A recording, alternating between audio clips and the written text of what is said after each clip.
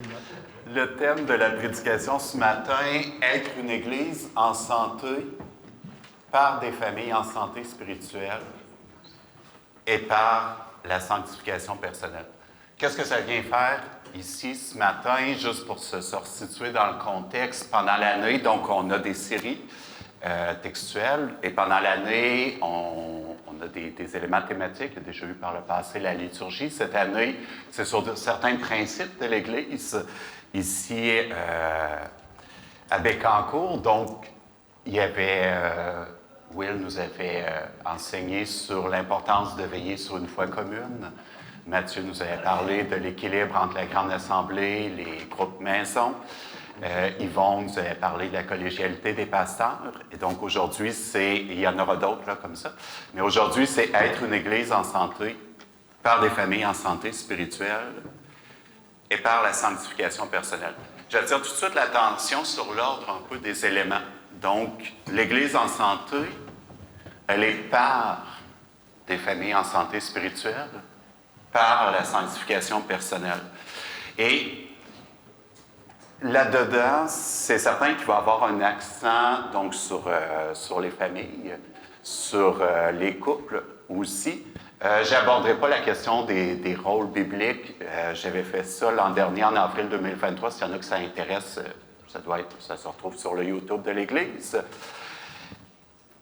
Il s'agit de recadrer quand même, en repartant d'une vision un petit peu plus générale de la place des couples, des familles par extension, et au sens large aussi, dans le plan de Dieu. Et je me rappelle que lorsque Yvon a prêché sur la collégialité des pasteurs, il nous rappelait que les principes qui sont mis en place ici, qu'on suit, ils ne sont pas liés au salut. Donc, on pourrait ne pas les retrouver ailleurs. Mais en même temps, on pense, puis le « on » inclut tout le monde ici parce que ces principes-là ont été adoptés par l'Assemblée des membres aussi. On pense qu'ils sont ancrés dans la parole. Et en ce sens-là, il y a quelque chose à en tirer. Comment aborder le thème? C'est sûr qu'on pourrait se dire, pourquoi l'Église en santé devrait passer par des familles en santé? Pourquoi pas par une bonne prédication? Pourquoi pas? On pourrait avoir différents critères et il y a plusieurs éléments qui sont importants.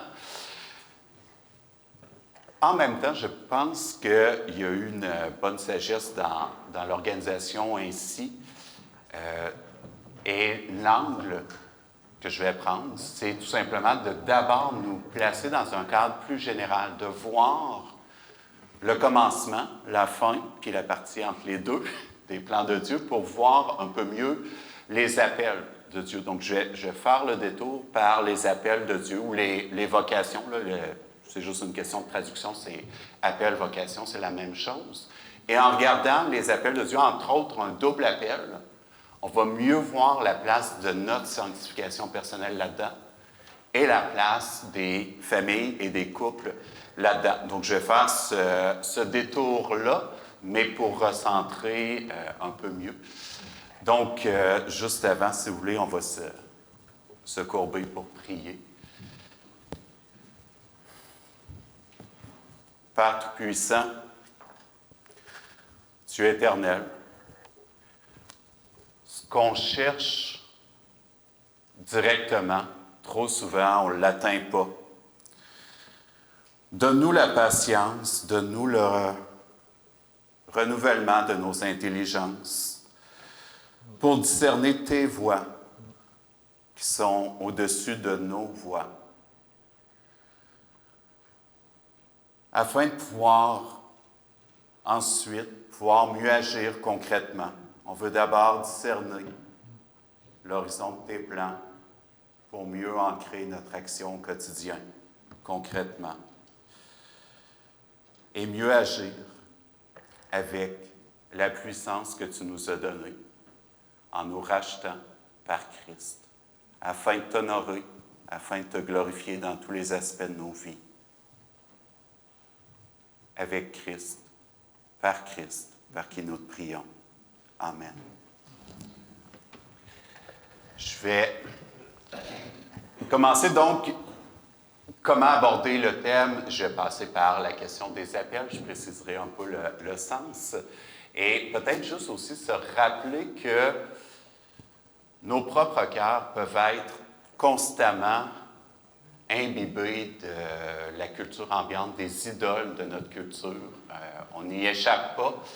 Et on peut très bien, des fois, viser des éléments pour une Église en santé qui sont tout à fait bons, ces éléments-là, et en ne se rendant pas toujours compte du décalage qu'on peut avoir. On pourrait viser une Église en santé, mais en espérant le plus grand nombre de gens. C'est forcément pas mauvais, on veut qu'il y ait le plus de nombre, mais est-ce qu'on part du bon bout? Je vais vous donner un contre-exemple. Donc, soyez pas impressionnés, soyez pas trop emballés par mon exemple. Je vais y revenir après, mais juste pour nous rappeler à quel point, des fois, il y a des choses qui peuvent en cacher d'autres. Lorsque j'ai commencé à enseigner au cégep, je vais essayer de m'en fâcher là-dedans. Lorsque j'ai commencé à enseigner, il y avait un prof qui prenait sa retraite et bon, il faisait un bilan, il nous disait qu'il y avait eu 180 étudiants par session, il multipliait par 2 sessions par année, il avait enseigné pendant 35 ans, il arrivait à peu près à 12 600 étudiants. Et puis là, il se disait, si chacun d'eux en a parlé au moins à une personne, un ami, une personne, on est rendu à 25 000, et puis là, il faisait le pourcentage avec la population. C'est impressionnant, là, à première vue, là. On se dit, ça fait du monde. Et je ne veux pas diminuer ça, là, mais en même temps, ça nous dit quelque chose qu'on devient vite impressionné des fois par le nombre de personnes qui sont rejointes, qui sont atteintes. En même temps, pour lui, je ne sais pas, mais j'imagine que vous avez tous eu des enseignants dans votre vie. Combien d'entre eux vous ont marqué, que vous vous rappelez? Ça se peut qu'ils soient sur le doigt d'une main. Puis ça se peut que là-dedans, il y en a qui... Ça se peut qu'il y en ait là-dedans qui soit parce que vous n'avez pas choisi votre misère. C'est peut-être ça aussi. Mais si vous faites le pourcentage par rapport à tous les profs que vous avez eus, au primaire, c'est habituellement un par année. Après ça, au secondaire, ça va plus vite parce que c'est souvent un par matière. Le pourcentage dont vous vous rappelez par rapport au nombre que vous avez eu. Je vous laisse faire le calcul selon les années que... J'imagine maintenant que tout le monde ici a dû avoir des parents. Pour la plupart, probablement deux. Quel pourcentage de vos parents vous rappelez? Probablement 100% dans la règle générale. Ça nous ramène quand même à l'idée que dans le quotidien, dans ce qui semble en apparence des petites choses, il y a quelque chose de précieux qui se passe. Donc, si Dieu vous place dans une situation où vous êtes en contact avec beaucoup de personnes, eh bien, utilisez ce qu'il vous a donné pour le glorifier. C'est correct. Mais perdons pas de vue que rejoindre des gens ne doit jamais se faire au détriment de notre prochain, des plus proches et du quotidien. Et pour ça, je pense qu'il est utile donc de revenir sur les appels de Dieu. Il y a un double appel de Dieu qui est très clair et qui permet aussi de remettre les choses en perspective aussi. Donc, et ça va être donc des vocations qui sont là pour tous et toutes. Juste pour nous placer dans le bain, vu que là c'est thématique, j'ai commencé avec 3 citations rapidement, puis après ça on va y aller avec des passages de la Bible. Mais une citation de Os Guinness qui dit « Le problème avec les chrétiens de l'Occident n'est pas qu'ils ne sont pas là où ils devraient être, mais qu'ils ne sont pas ce qu'ils devraient être là où ils sont. » Notre réflexe, il est souvent de se demander ou de chercher notre place. Je ne dis pas que ça n'a pas d'importance de voir où être, mais quand même, ça situe un peu les choses. Le problème avec les chrétiens de l'Occident n'est pas qu'ils ne sont pas là où ils devraient être, mais qu'ils ne sont pas ce qu'ils devraient être là où ils sont. Deux citations de Calvin, rapidement. Le diable a tellement aveuglé les hommes qu'il les a persuadés de croire que dans les petites choses qu'ils accomplissent, la famille, le couple, le travail, les choses qu'on appellerait le séculier, le non sacré, le diable a tellement aveuglé les hommes qu'il les a persuadés de croire que dans ces petites choses-là, ils n'ont pas à se demander, les hommes, les êtres humains, n'ont pas à se demander s'ils honorent Dieu ou s'ils les servent. C'est dans un commentaire sur Corinthiens, le passage, que vous mangiez, que vous buviez, faites tout à la gloire de Dieu. Et ailleurs, Calvin va aussi écrire « Afin que nous ne gâchions pas tout par nos illusions imprudentes, Dieu a prescrit à chacun ce qu'il aurait à faire en distinguant des devoirs particuliers selon sa situation de vie. » Et il y a une indication intéressante ici, que Dieu a pourvu, avec des prescriptions, sur des responsabilités, des tâches, des devoirs, en fonction de situations. Donc, c'est l'angle par lequel on va entrer pour revenir. On garde en tête, l'idée, c'est de revenir. Pourquoi est-ce que l'Église en santé, on la cherche par les familles en santé et par la sanctification personnelle? Donc, ça va être notre point d'atterrissage. À quoi Dieu nous appelle à être? Il y a un double appel de Dieu qui vaut pour tout le monde, hommes, femmes. Il y a un appel au salut. Dans le Nouveau Testament, quand on voit le terme d'appel, c'est les occurrences les plus fréquentes, c'est qu'on est appelé au salut. Et il y a aussi un appel, je reprendrai un peu pour l'articuler, mais à être des médiateurs, des médiatrices de ces bénédictions pour le représenter, de pouvoir veiller les uns sur les autres, veiller sur sa création aussi. Et ces deux appels-là vont permettre de situer une Église en santé par des familles en santé, qui va se situer dans le deuxième appel, par la sanctification personnelle qui se situe dans le premier appel. Donc, je commence par le premier appel, donc je commence par la fin. Église en santé, par des familles, en santé spirituelle, par la sanctification personnelle. Je commence par le dernier bout, on remonte, sanctification personnelle va être liée au premier appel de Dieu, l'appel au salut. Et si Dieu appelle, nous, on est appelés à répondre. Logiquement, là, je ne pense pas m'avancer trop. Comment on est appelé à répondre? Bien, il va y avoir la sanctification personnelle, il va y avoir le renouvellement de l'intelligence. Donc, des appels au salut, il y en a plusieurs dans le Nouveau Testament, juste quelques exemples, en 1 Corinthiens 1-2. À l'Église de Dieu qui est à Corinthe, à ceux qui ont été sanctifiés en Christ Jésus, appelés à être saints, et etc. Donc, cet appel-là, à être saint, à être mis à part pour Dieu, à être haché. En Galates 1-6, je m'étonne que vous vous détourniez si vite de celui qui vous a appelé par la grâce de Christ pour passer à un autre évangile. Là aussi, vous a appelé, donc premier appel au salut, en même temps qu'il n'est pas détaché de comment on va vivre, parce que bon, dans leur cas, c'est pour passer à autre chose. Donc, il y a un lien ici avec comment on va vivre. En 1 Pierre 2:2, désirez comme des enfants nouveau-nés le lait non frelaté de la parole de Dieu qui est révélée dans la Bible. Donc, ce n'est pas quelque chose de subjectif. Afin que par lui, vous croissiez pour le salut, si vous avez goûté que le Seigneur est bon. Si vous avez goûté que le Seigneur est bon, s'il vous a touché, s'il vous a gracié, né nouveau. Si. Alors, désirez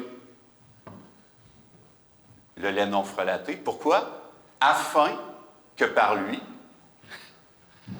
vous croissiez pour le salut. Donc, il y a l'appel salut. Ce que je trouve intéressant ici dans 1 Pierre 2:2, c'est que dans un court verset, on a aussi d'exprimer cette idée-là que la sanctification, elle est progressive.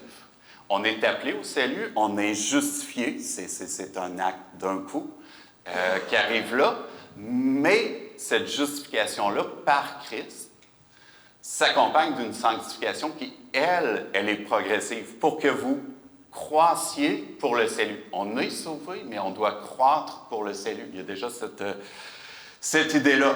Donc, c'est Dieu qui appelle, nous, on doit répondre. Comment on doit répondre? Bien, pour ce premier appel-là, au salut, qui est le premier appel, parce que quand on va aborder le deuxième appel, c'est correct si on n'est pas sauvé puis qu'on le fait, gloire à Dieu, mais en même temps, il a du sens, on a la puissance, la force, en étant racheté.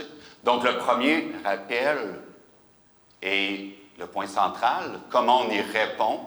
Bien, par la fidélité à l'Évangile, par la sanctification personnelle, progressive. Et je mettrais la sanctification en lien avec le renouvellement progressif de l'intelligence. Dans notre renouvellement de l'intelligence, il y a quelque chose qui est direct au début. On croit, on a confiance dans la parole. Il y a quelque chose, il y a un avant, il y a un après. Mais en même temps, le renouvellement de l'intelligence, c'est comme la sanctification, c'est progressif. À moins que vous soyez très exceptionnel, j'imagine que le caractère suffisant des Écritures, ce n'est pas la première lecture que vous l'avez vue dans tous les aspects de vos vies, puis si vous êtes pas loin de moi, probablement que vous dites, ouais, le bout que je connais, c'est probablement pas grand-chose par rapport à tout ce qu'il y a à connaître. Donc, tout ça, c'est de se laisser transformer par la parole, c'est d'y revenir, c'est pas de se dire, je l'ai lu 3 fois, 16 fois au début, puis c'est fait. On doit constamment être dedans. C'est le premier appel, c'est le rappel aussi que l'Église, c'est la communauté des croyants, c'est vous, c'est moi. Ça passe d'abord par cette réponse personnelle à l'appel au salut, à l'appel à la sanctification, au renouvellement de nos intelligences. Ensuite, on doit vivre conformément au fait qu'on est racheté. Je passe rapidement, mais en 2 Corinthiens 3, 18, « Nous tous, qui le visage dévoilé », donc on a été créés en image de Dieu, ce n'est pas la partie la plus apparente, on est racheté, ça devrait être Christ qui vit en nous, l'image de Dieu parfaite, donc le visage dévoilé, reflétons comme un miroir la gloire du Seigneur. Nous sommes transformés en la même image, de gloire en gloire, donc la progression. En Philippiens 1,6, je suis persuadé, passage que j'apprécie particulièrement, je suis persuadé que celui qui a commencé en vous une œuvre bonne, c'est quoi l'œuvre bonne? Bien, c'est la sanctification progressive en nous, c'est le travail à l'image de Christ. Il en poursuivra l'achèvement jusqu'au jour du Christ Jésus. Donc, ce premier appel-là qui est lié à notre sanctification personnelle. Il y a dans cet appel-là une doublure à l'appel, un autre appel qui n'est pas différent, qui n'est pas complètement détaché, mais c'est le double qui est un appel particulier envers les autres ou envers nos prochains, on pourrait dire. L'appel particulier envers les autres, le passage le plus souvent évoqué pour ça, c'est dans 1 Corinthiens 17, 17. Seulement que chacun marche selon la part que le Seigneur lui a faite, selon l'appel qu'il a reçu de Dieu. C'est ainsi que, etc. Donc ici, là, l'appel, ce n'est pas l'appel au salut, il y a quelque chose d'autre. Selon la part, pas qu'on a décidé, pas qu'on a choisi, que le Seigneur nous a faite. Selon l'appel, pas qu'on a choisi, pas qu'on a décidé, qu'on a reçu. Bon, comment on l'a reçu, c'est d'autres questions, on verra. Mais je voudrais proposer déjà, avant de chercher trop, ce qui nous expose au risque de la subjectivité, que déjà, des éléments explicites pour tous. Donc, on devrait se retrouver là-dedans. Je continue, donc, en Éphésiens 2, 8 à 10, « C'est par la grâce, en effet, que vous êtes sauvés, par le moyen de la foi, et cela ne vient pas de vous, c'est le don de Dieu, ce n'est point par les œuvres, afin que personne ne se glorifie. car nous sommes son ouvrage, nous avons été créés en Christ Jésus. Pourquoi? Pour des œuvres bonnes que Dieu a préparées d'avance afin que nous les pratiquions. On se rappelle toujours, l'idée, ce n'est pas par nos mérites, mais il y a aussi une autre dimension, c'est qu'il y a des choses qui sont prévues d'avance qui vont être personnelles dans nos situations de vie, mais il y en a d'autres qui sont par des situations plus générales. Et j'imagine que le fait de naître dans une certaine famille plutôt qu'une autre, ça nous place dans certaines situations d'œuvre plutôt que d'autres. Le fait d'être appelé à demeurer célibataire ou à se marier, avoir des enfants, ne pas pouvoir en avoir, j'imagine que ça fait partie aussi des éléments.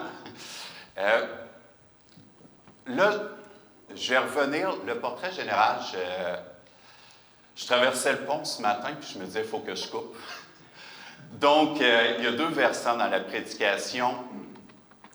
Le premier versant, je vais faire le portrait général. Deuxième versant, on va explorer le fait qu'on est dans un monde brisé. Donc, il y a des implications à ça.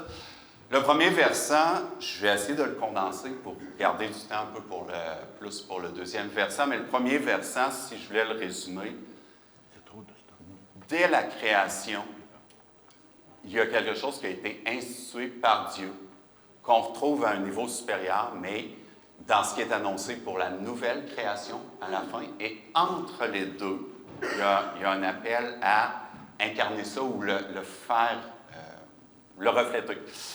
Dans la création, on est créé en image de Dieu. Et déjà, ça comporte beaucoup d'éléments. Je suis ébloui.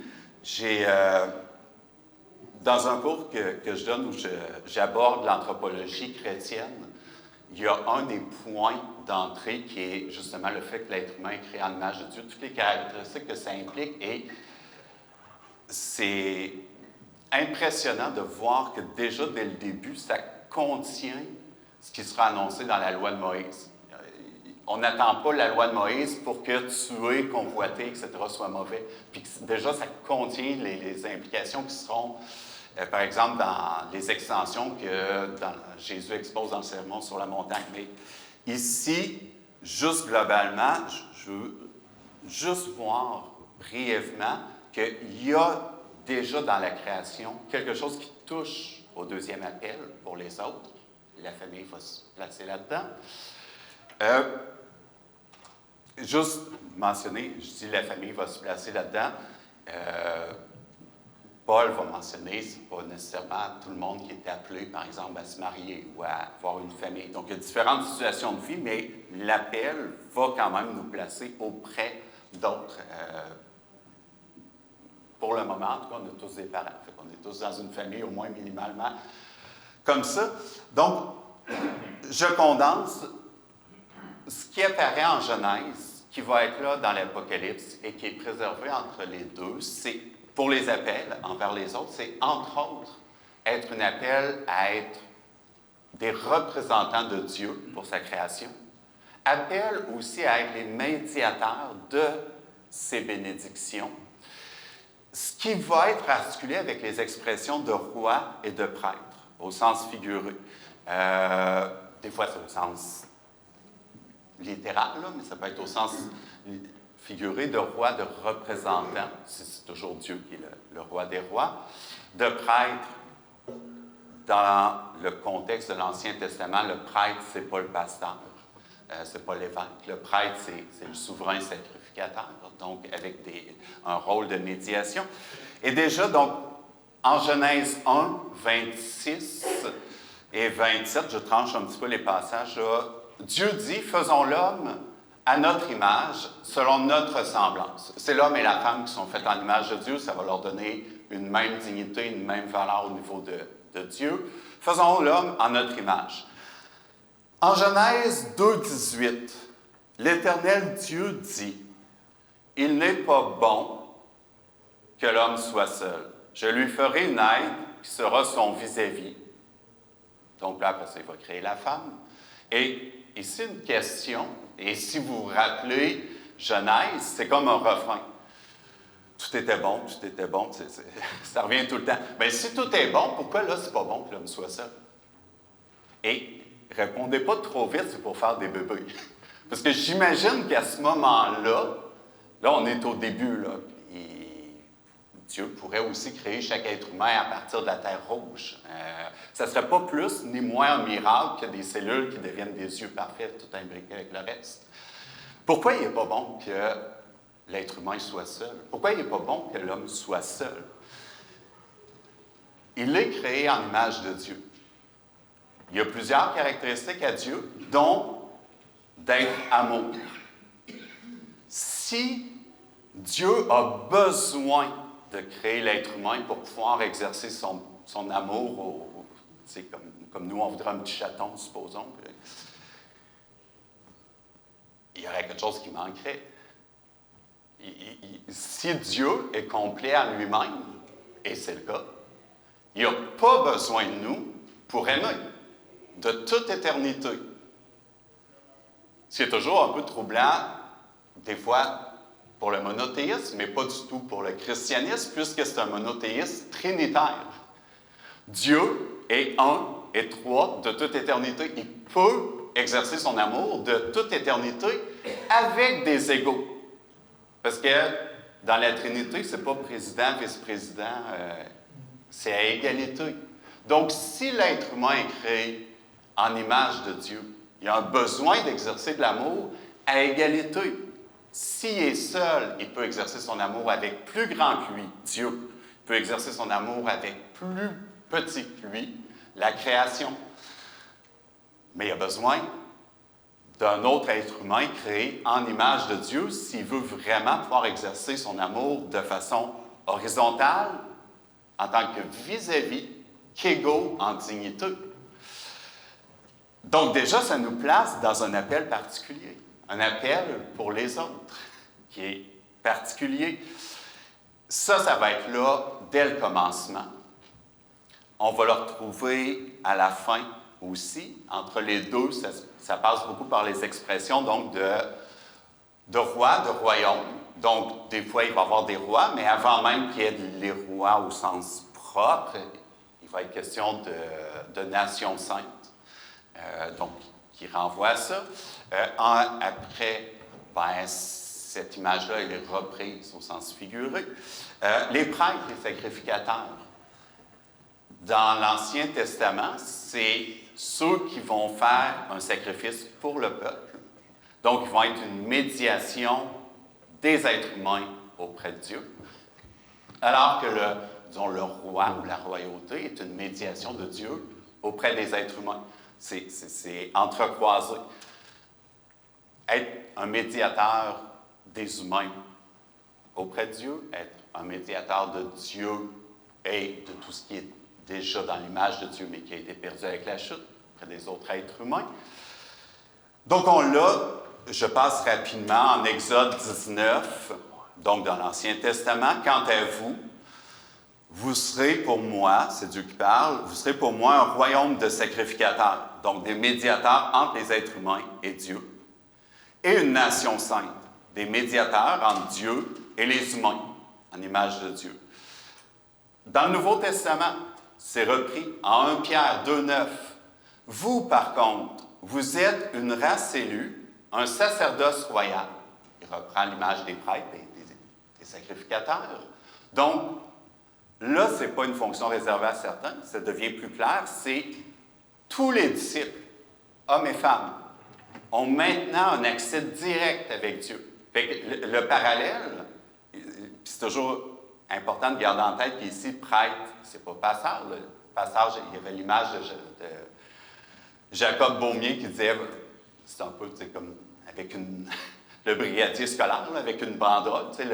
Le pasteur ou le diacre n'est pas plus près de Dieu que le soudeur ou le métallurgiste. La notion de prêtre, au sens de l'Ancien Testament, donc c'était plutôt le médiateur. Là, on est tous médiateurs ou médiatrices. Donc, vous serez aussi un sacerdoce royal, une nation sainte, en image de Dieu, mais plus précisément en image de Christ. C'est Christ qui vit en nous, c'est plus nous qui vivons. Pourquoi? Pour faire le party, pour être content, pour se réjouir d'être invité au banquet à la fin des temps. Bien, entre autres, en attendant, afin d'annoncer les vertus. Quelles vertus les nôtres? Les vertus de celui, c'est le Dieu trinitaire, qui vous a appelé des ténèbres à son admirable lumière. C'est d'être restauré pour ce pourquoi on avait été créé entre-temps. En Apocalypse, on arrive à la fin.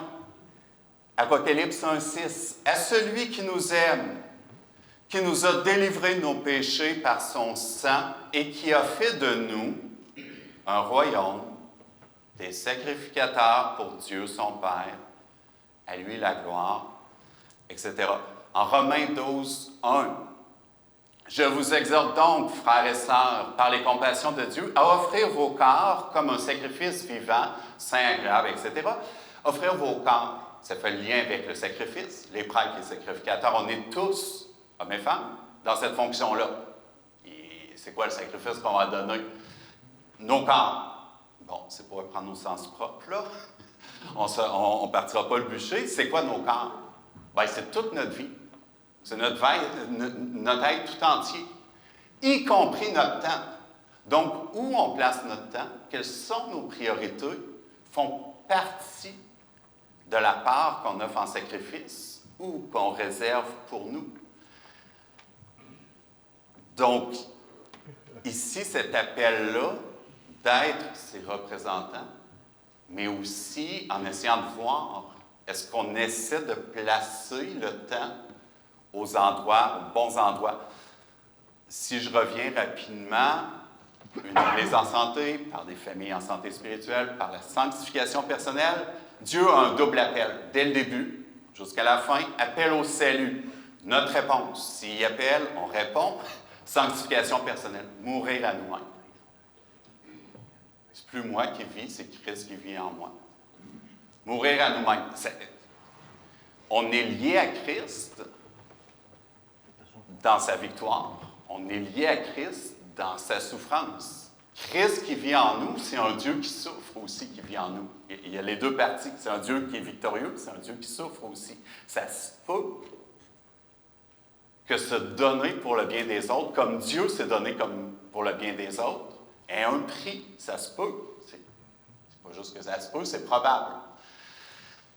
Double appel, être une médiation, des médiateurs, réponse dans tous les aspects de notre vie.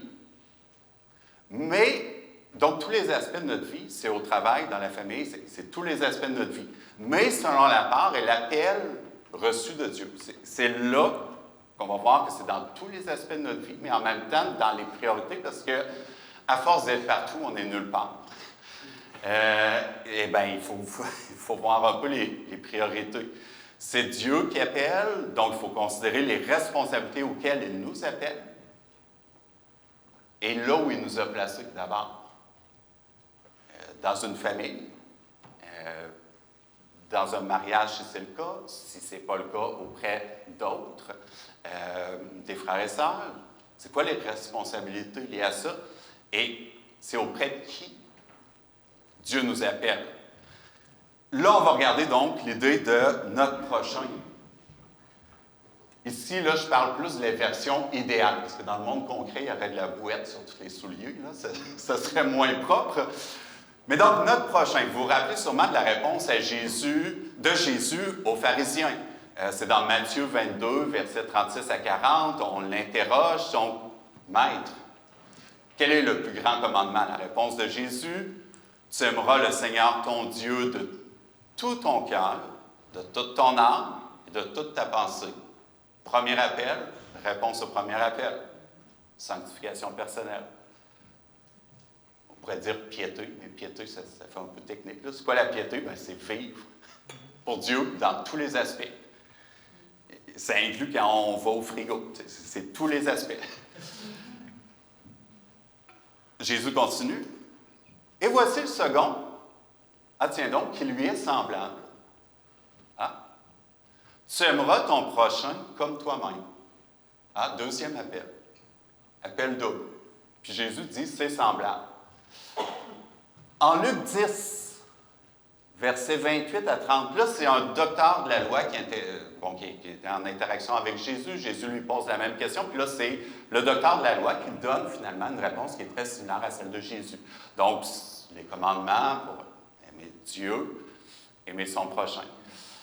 Donc, Jésus lui dit, tu as bien répondu, lui dit Jésus, fais cela, aimer Dieu de tout ton cœur et ton prochain, et tu vivras.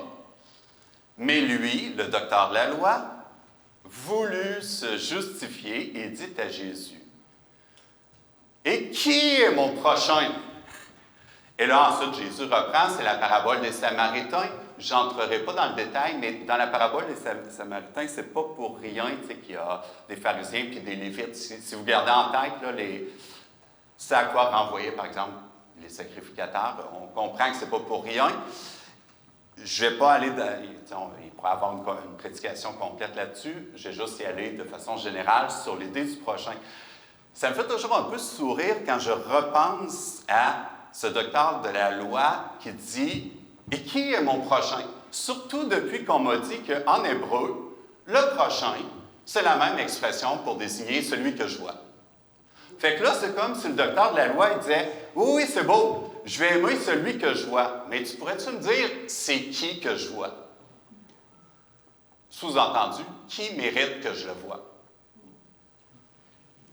Tu sais, là, on se dit, me niaises-tu?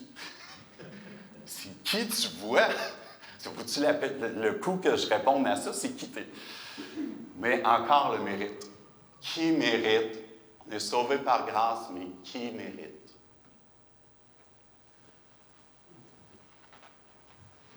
Et je trouve ça drôle quand c'est le docteur de la loi qui dit ça dans les Écritures. Je trouve ça moins drôle quand je regarde mon propre cœur.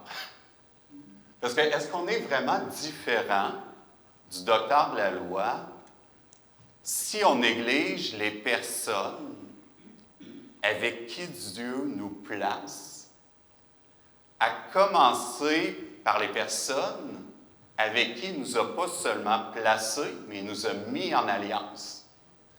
C'est un rappel quand même important.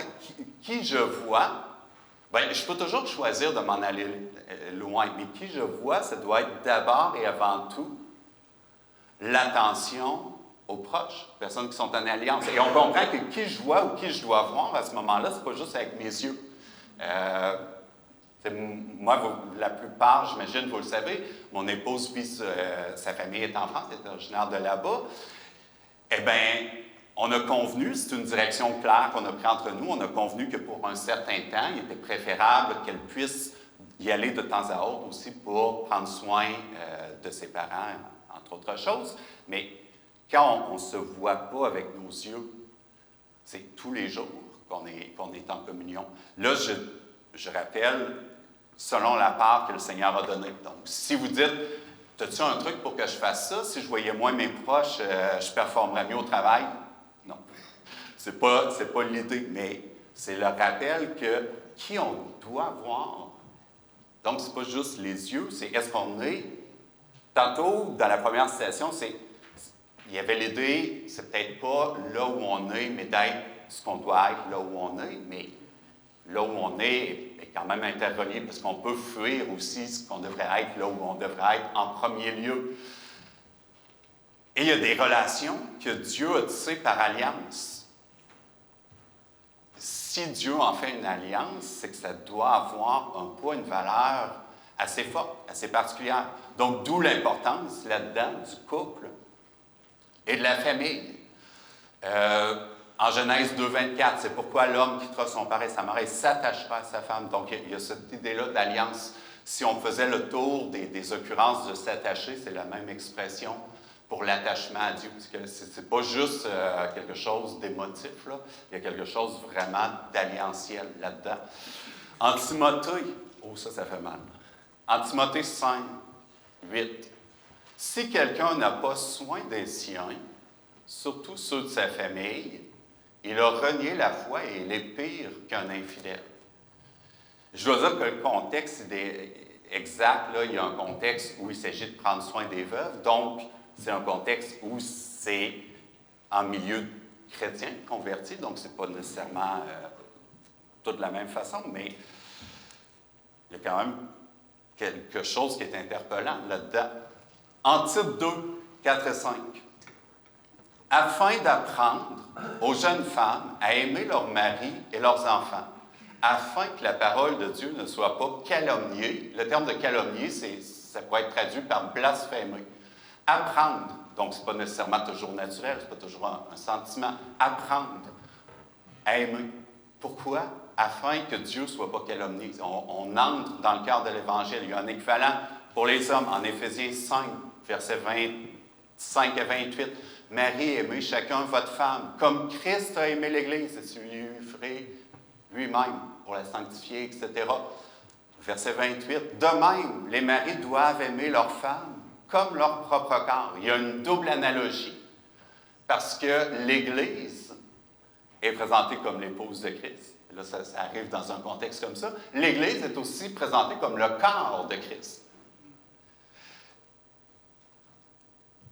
Dit autrement, si on garde l'attention sur qui est notre prochain, qui on devrait voir, les places, personnes avec qui on est en alliance, bien, ça implique que chaque couple, chaque famille, en Christ, par Christ, a le potentiel d'être une ambassade du Dieu trinitaire.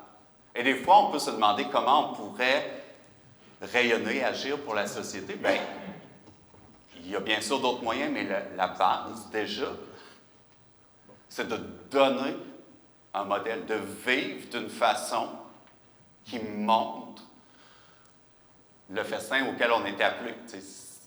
Il y a toujours cette idée-là, on est invité au banquet, le royaume est comparé à un banquet, puis un banquet de noces, mais la famille, déjà, dans la manière de vivre ça, c'est une façon d'entrer dans la culture, de donner un modèle.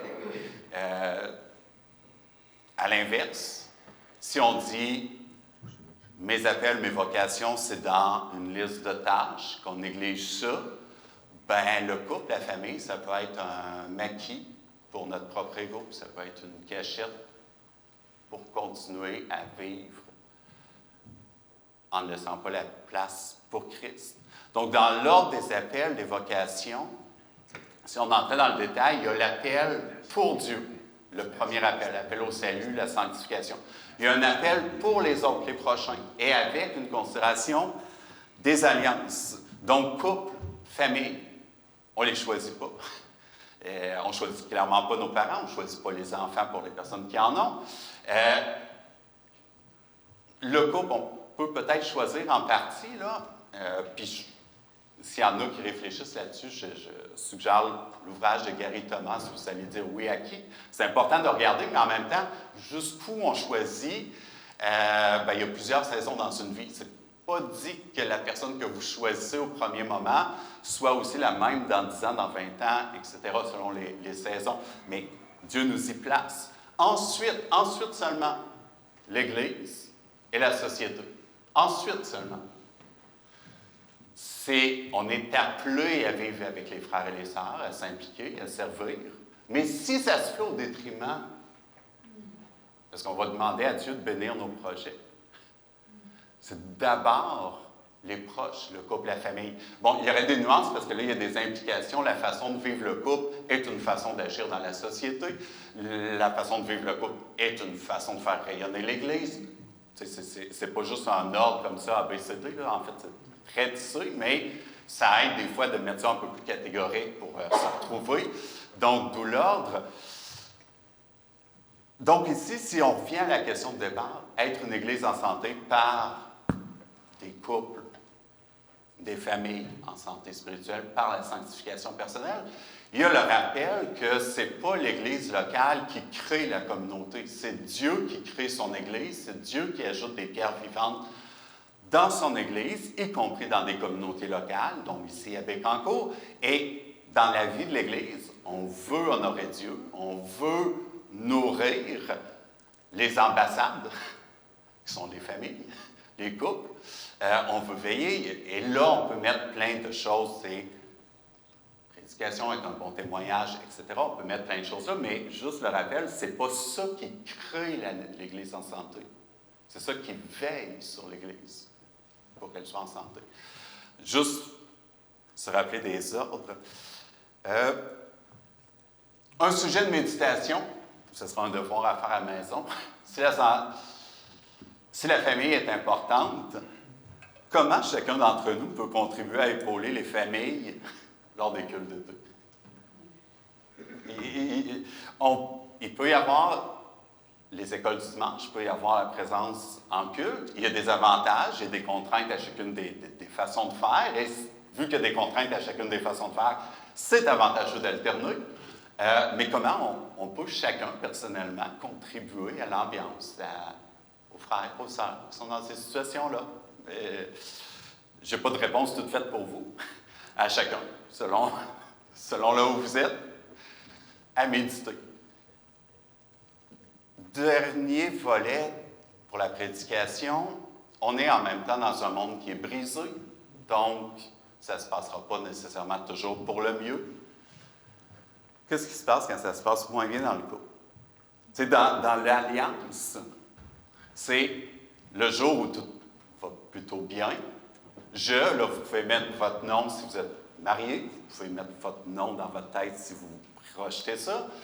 Promet devant Dieu et les hommes fidélité à non d'autres personnes, dans les beaux jours et dans les mauvais jours, dans la santé et dans la maladie.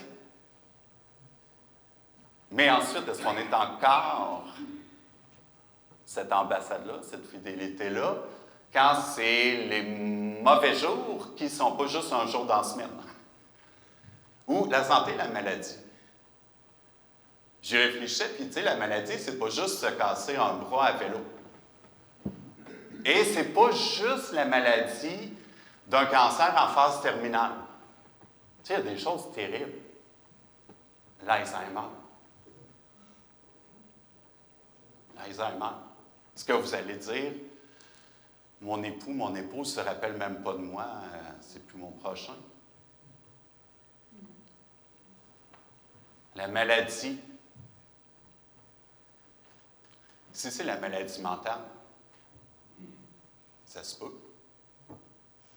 Il n'y a pas de clause dans le bas qui dit « Ah, mais la maladie, ce n'est pas la maladie mentale. » Je promets, dans la santé, la maladie. Donc, il y a un appel qui ne sera pas dur, qui sera pas facile, qui sera dur des fois par moment. Et là, la place de l'Église a quelque chose de précieux pour se soutenir, s'encourager, s'édifier. Si on a passé par certains moments, certains défis, est-ce qu'on peut aider d'autres personnes à être relevées ou à se relever? Sans aller dans les cas peut-être les plus tranchés, bien, le couple, c'est aussi un lieu particulier de sanctification. Tu sais, la patience avec les gens qu'on croise, habituellement, ça va bien. Et quand quelqu'un nous fait une offense mineure, on met de côté. Si c'est un proche qui vous fait une offense mineure régulièrement, là, c'est mineur, mais ça devient peut-être comme le supplice de la goutte. Eh bien, oui, ça va travailler beaucoup plus. Mais c'est précieux parce que si vraiment on veut mourir à nous-mêmes et que Christ vit en nous, on ne doit surtout pas fuir ça. Mais en même temps, Christ qui vit en nous a souffert aussi. Et si on fait juste dire, OK, pour le couple, je vais dire à l'autre ce qui fait pas correct, bien là, on est en place d'un accusateur ou d'un juge, on brise la relation de vis-à-vis d'égale dignité. Donc, je repensais à le passage dans Josué 5, au verset 13 et 15. C'est le passage où c'est en contexte de combat, de guerre. Josué est là, il y a le Seigneur des armées terrestres, célestes plutôt, qui arrive, l'épée à la main dégainée. C'est un contexte de guerre, il y a l'épée dégainée. Là, Josué, es-tu avec nous ou t'es contre nous? C'est parce que ça se peut qu'il n'y ait plus de tête après. Là, t'es-tu avec nous ou contre nous? Non. Comment? T'es-tu avec nous ou contre nous? Non. Non. Josué, excusez. Josué comprend. Il refait la scène de Moïse quand il arrive au buisson ardent. Il enlève ses sandales, il se prosterne. Il comprend que la question, c'est pas « est-ce que Dieu est avec moi ?» La question, c'est « est-ce que je suis avec Dieu ?» Dans les beaux jours et les mauvais jours, dans la santé comme dans les maladies, dans les facilités comme dans les difficultés, est-ce que je suis avec Dieu? C'est la question. Peut-être, on va essayer d'être réaliste, peut-être que vous êtes dans une situation particulière où vous dites « Seigneur, j'en reviens pas que tu m'aies placé auprès d'une personne comme ça. » Le ton peut faire toute une différence. Est-ce que c'est une plainte? J'en reviens pas que tu m'as placé auprès d'une personne comme ça. Mais qu'est-ce que je fais? Ou est-ce que c'est une louange? J'en reviens pas que tu m'aies choisi. Martin Luther, dans un des passages liés aux citations du début, là, il dit « Seigneur, je te confesse ». Martin Luther, un des grands réformateurs, « Seigneur, je te confesse que je ne suis pas digne de changer les couches du petit bébé que tu as placé à côté de moi et de prendre soin de sa maman. » Il ne dit pas « Je ne suis pas digne d'être un réformateur puis de montrer aux autres qu'ils n'ont pas compris ce que moi j'ai compris. » C'est « Je ne suis pas digne de changer les couches. »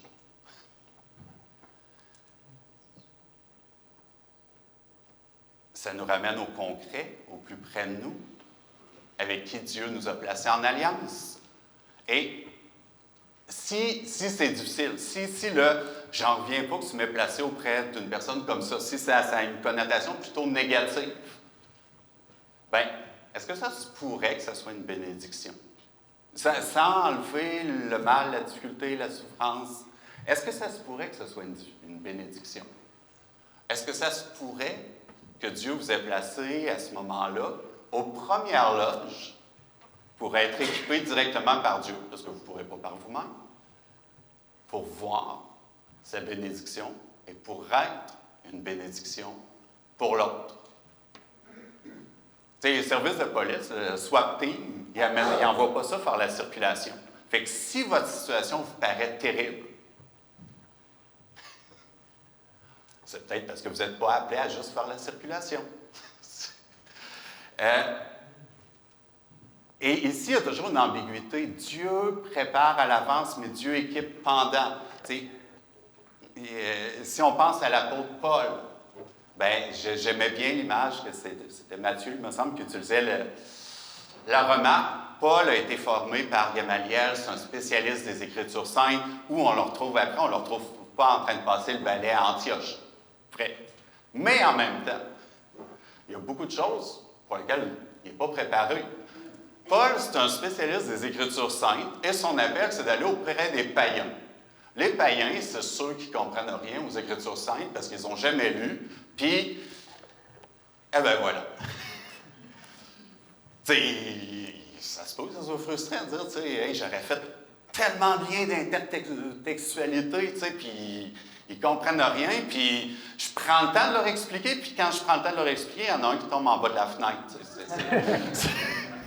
Pourquoi il était là? J'imagine que ça doit être comme le truc en voiture, on baisse la fenêtre, puis on se dit, ça va me tenir éveillé. C'est une mauvaise idée, ça finit mal. Arrêtez-vous, posez-vous.